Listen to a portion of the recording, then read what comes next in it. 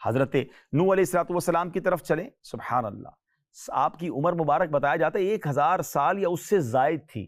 آپ نے 950 سال تک اپنی قوم کو اللہ کا پیغام پہنچایا، مگر ان کی بدنصیب قوم ایمان نہیں لائی، بلکہ طرح طرح سے آپ کی تحقیر و تذلیل کرتی رہی. قسم قسم کی اذیتیں دی گئیں، آپ کو تکلیفیں دی گئیں، بلکہ اتنا مارتے تھے، اللہ اکبر.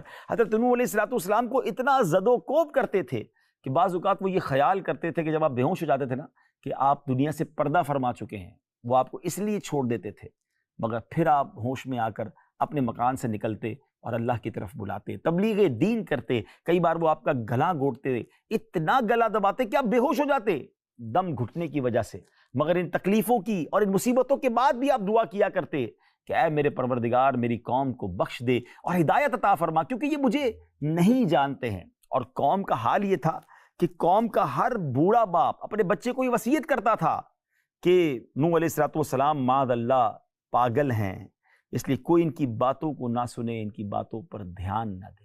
وہ بوڑھا مرتے مرتے یہ اگلی نسل کو بتا کے جاتا تھا، کیونکہ آپ کی عمر مبارک زیادہ تھی، مگر صرف 80 لوگ ایمان لائے. 950 سال کی تبلیغ ہے اور 80 لوگ آپ پر ایمان لائے. ناظرین، کیا کمال کی قربانی ہے، کیا کمال کی سیرت ہے. آج ہم میں سے کوئی نیکی کے کام کے لیے گھر سے نکلے اور کوئی ساتھ نہ دے تو بندہ کہتا ہے میں نے نہیں کرنی نیکی، میں اب اچھا کام نہیں کروں گا، بھائی کوئی ساتھ تو دیتا نہیں ہے. کوئی دل توڑ دے تو نیکی کا کام ہی چھوڑ دیتے ہیں. کیا ہم اللہ کی رضا کے لیے نیکی کا کام کر رہے ہیں، لوگوں سے شاباش لینے کے لیے کر رہے ہیں؟ 950 سال اللہ کے نبی اللہ کی طرف بلا رہے ہیں، مگر لوگ نہیں سن رہے، نہیں مان رہے، مار رہے ہیں. کیا ہمیں کوئی مارتا ہے؟ کیا ہمیں اس طرح کوئی اتنا مارتا ہے کہ ہم بے ہوش ہو کر گر جائیں اور لوگ سمجھے کہ مر گئے؟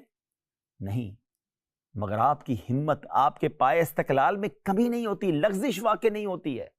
مگر ہم میں سے بہت سارے لوگ نیکی کے کام چھوڑ دیتے. اچھا عجیب بات بتاؤں ناظرین، کبھی ایسا نہیں ہوتا کہ ہم اپنا کاروبار کریں، اپنی روزی روٹی کے لیے جائیں، جاب کے لیے جائیں، اور اگر کوئی ہمارا دل توڑ دے تو ہم کہیں یار اب میں کل سے جاب پہ نہیں جاؤں گا، کل سے اپنی دکان پہ نہیں جاؤں گا.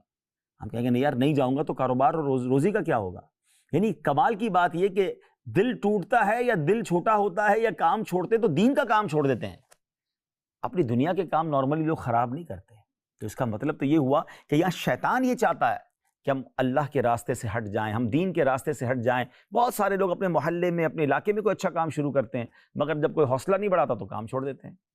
اللہ والوں کی ان قربانیوں سے درس لیجئے کہ راہ خدا میں قربانی دینی پڑتی ہے، مشکلیں آتی ہیں، صبر کرنا پڑتا ہے، اور پھر اللہ پاک ایک ایسی کامیابی دیتا ہے کہ عقلیں حیران ہو جاتی ہیں.